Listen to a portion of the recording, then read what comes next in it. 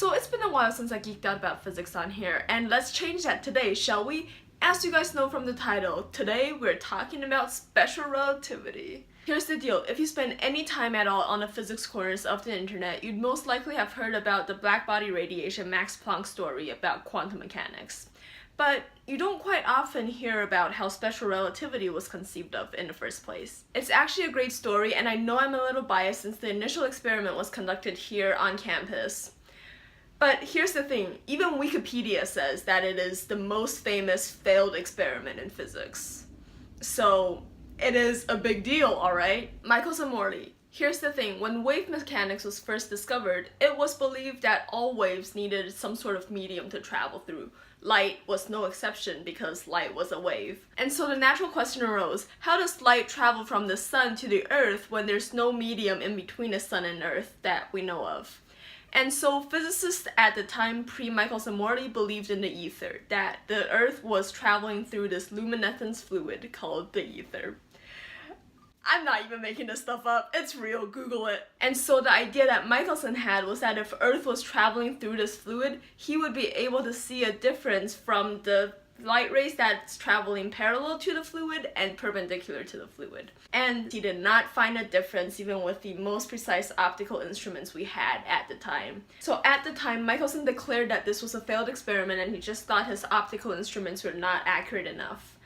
But it took until Lorentz to figure out, well, hang on, if the lengths of these arms that we're measuring the light traveling perpendicular and parallel to, if those lengths change, then the math actually works out and predicts exactly the result that Michelson saw. No one understood it until Einstein came along and was like, hey guys, listen, space and time are two sides of the same coin, much like electricity and magnetism or energy and mass. And that really was the breakthrough that Einstein had. He was a theorist, so obviously he conducted no experiments of his own, except for the photoelectric effect. Well, Einstein. Psh, Einstein. The thing I really love about being inside physics right now is that you get to hear all these stories, because growing up you hear about Einstein and how clever he is, how he discovered all these wonderful effects, you know, how he's the father of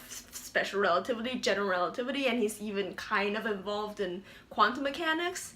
But now being in physics, you hear the stories of how it all built up to Einstein and how he was not just this isolated physicist working in isolation with the rest of the world. He was trying to explain the experiments that Michelson Morley had and came to a natural conclusion that special relativity must be true. And for me, these stories are just brilliant because it shows how stupid, in a sense, that physicists are, since we just look at the data and we come up with these seemingly like out of nowhere hypotheses that match the data, but then also the hypotheses have to match predictions and future data and such, and once they match enough, they become theories, they become laws, and you know, essentially that's how Einstein came up with his theories. And the fact that he is not this isolated physicist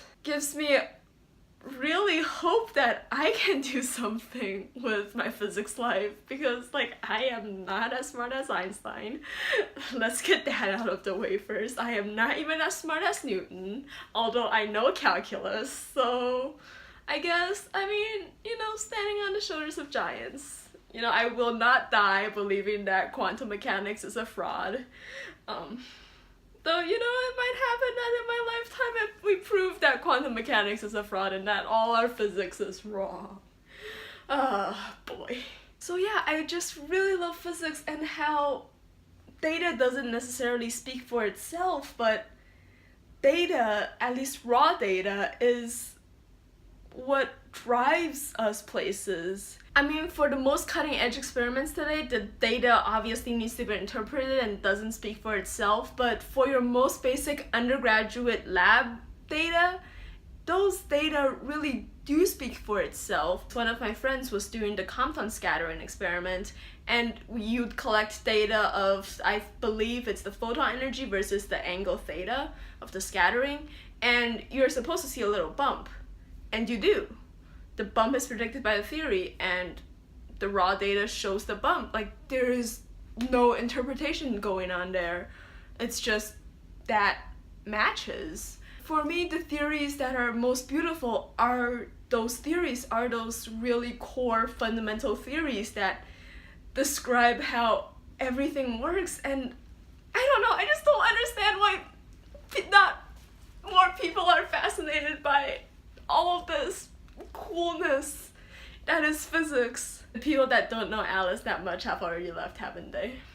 But yeah, no, I guess I'm just saying that physics is beautiful and these stories are magnificent and you should get into physics to learn more about these stories. I feel like instead of the general public conception that Einstein opened a door to special relativity, it was more like Michelson Morley, Lorentz, and other people built the staircase to allow Einstein to climb higher and open those doors. But without Lorentz and Michelson, Einstein would have never been able to figure out special relativity. Much like in other fields of science, Maxwell built off Faraday, Ampere, Gauss, Newton built off of Galileo, etc.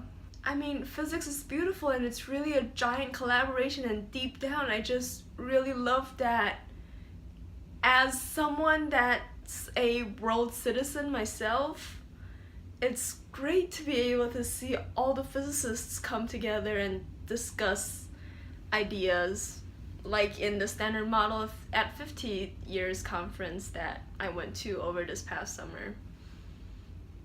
So, yeah. See you guys next week. Well, the origami video I teased that last week? Well, that never happened. I have been experimenting with different things, and I really like all these little modular, it's not exactly modular, all these little pieces that I'm making and the little shapes that I've been able to make. But yeah, I don't know, I've been playing with it and we'll see where it goes. Oh, and CI, to answer your question about the link, I think if you click on the free body diagram, there should be a subscribe button. Pretty sure that's how YouTube works. Okay. See ya, guys.